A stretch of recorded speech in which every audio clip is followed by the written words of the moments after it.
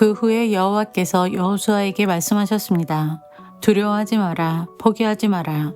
너의 모든 군대를 이끌고 아이로 향하여라.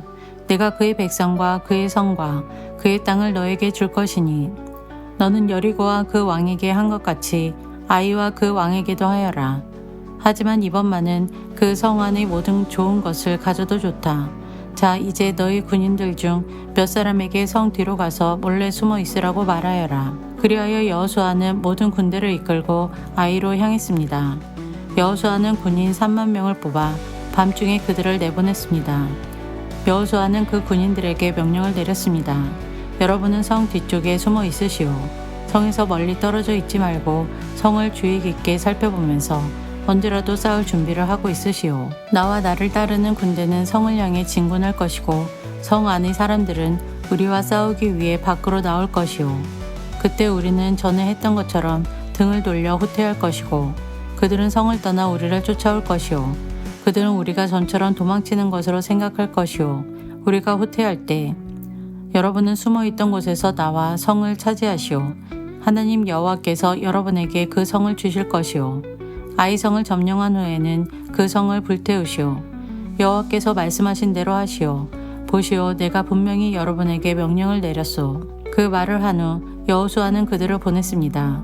그들은 베델과 아이의 서쪽 사이에 숨었습니다. 그러나 여호수아는 그날 밤 자기 백성들과 함께 진에 머물렀습니다. 여호수아는 이튿날 아침 일찍 일어나서 자기 군대를 불러 모았습니다. 여호수아와 이스라엘의 장로들은 아이로 군대를 이끌고 갔습니다. 여호수아를 따르는 모든 군인들은 아이로 행군했습니다. 그들은 성 앞에서 멈춰선 후 아이의 북쪽에 진을 쳤습니다. 그들과 성 사이에는 골짜기가 있었습니다.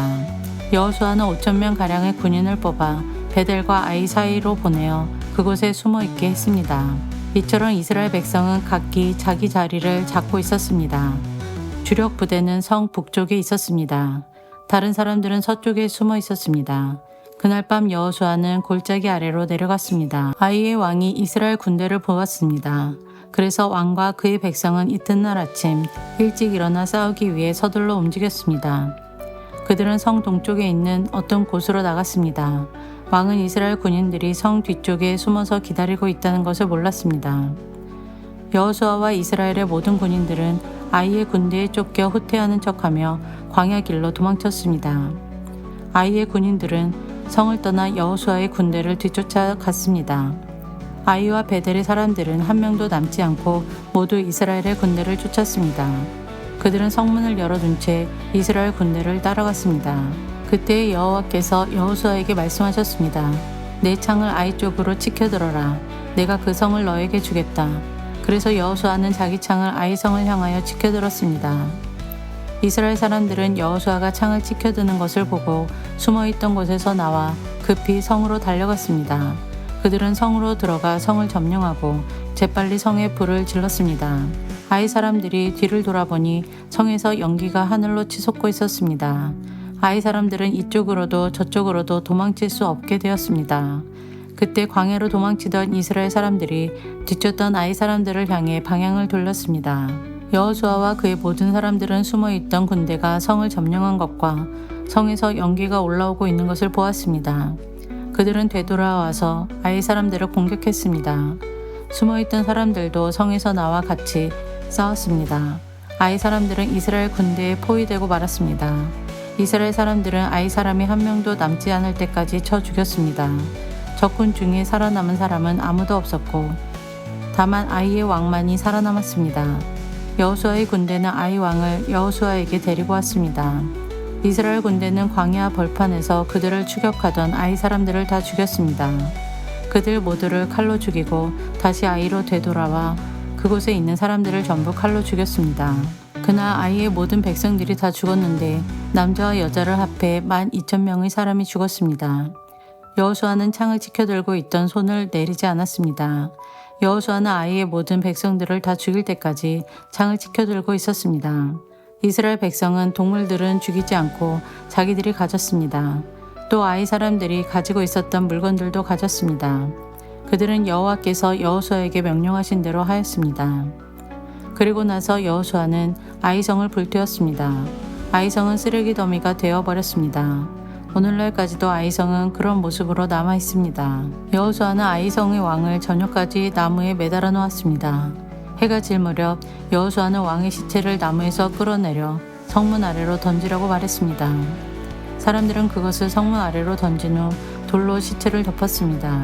그 돌무더기는 오늘날까지도 그곳에 있습니다. 그 후에 여호수아는 이스라엘의 하나님 여호와를 위해 에발산에 제단을 쌓았습니다.